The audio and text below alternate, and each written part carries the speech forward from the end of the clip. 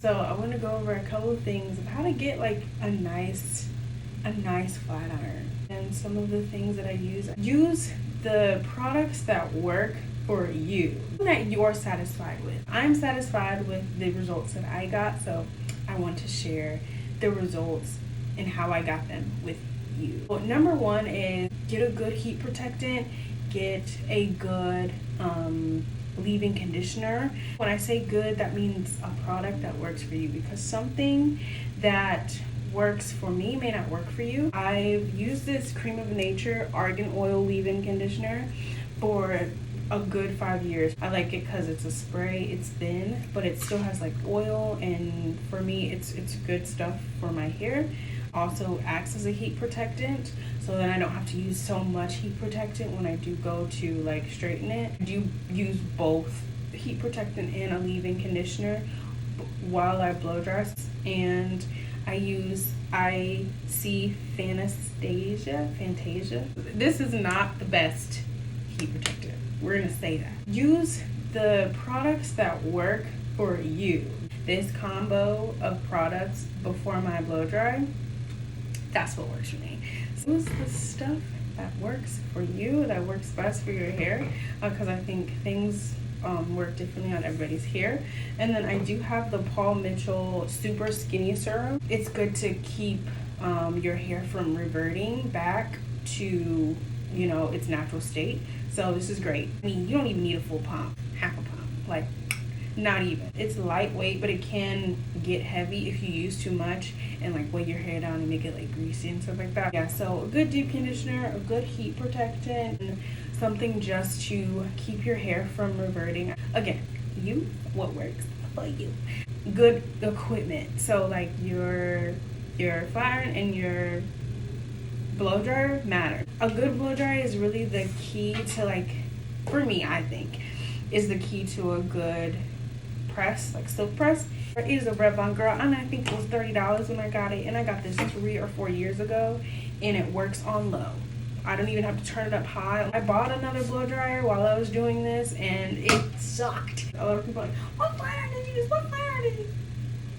You want to see? This is it. This is it.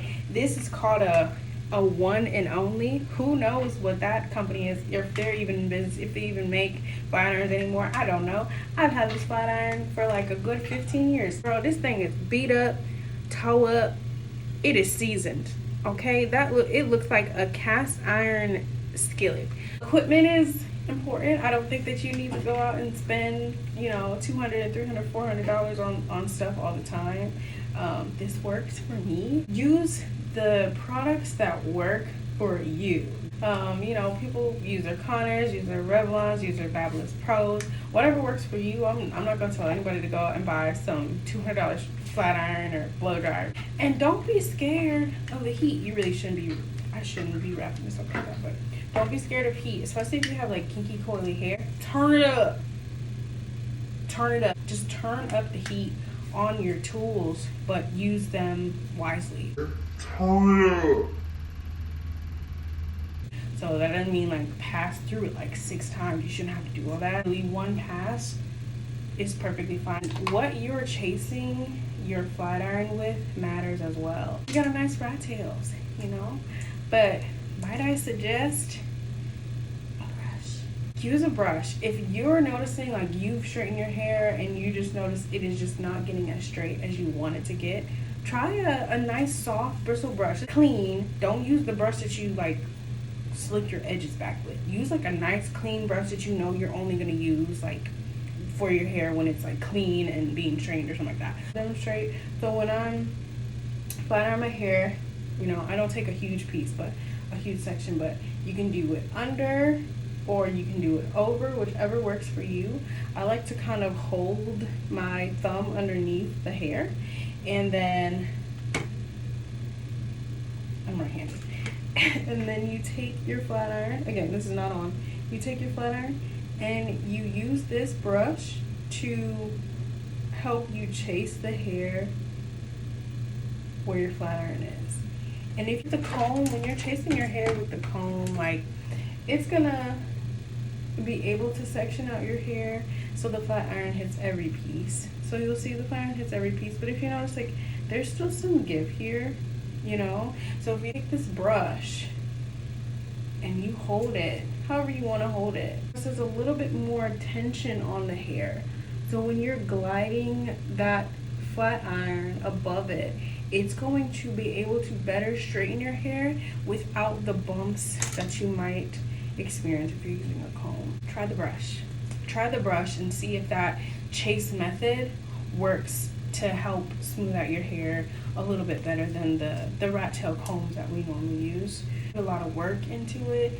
You put a lot of time into doing your hair, so I want you to be happy about your hair and the outcome and you know what it looks like and everything like that. Those are just a couple of tips for you when you are doing your natural hair. My goal is to keep this for like 3 weeks. I live like in a more like desert climate, so take that into consideration too. If you live in a very humid place like a Florida, I mean, your suppress may only really last in the winter months when it's just colder and that humidity isn't, I guess, as intense as when it's hot. But that's why these types of things, these like humidity resistant serums and stuff, if you want to use that for your hair, they help a lot. Use the products that work for you.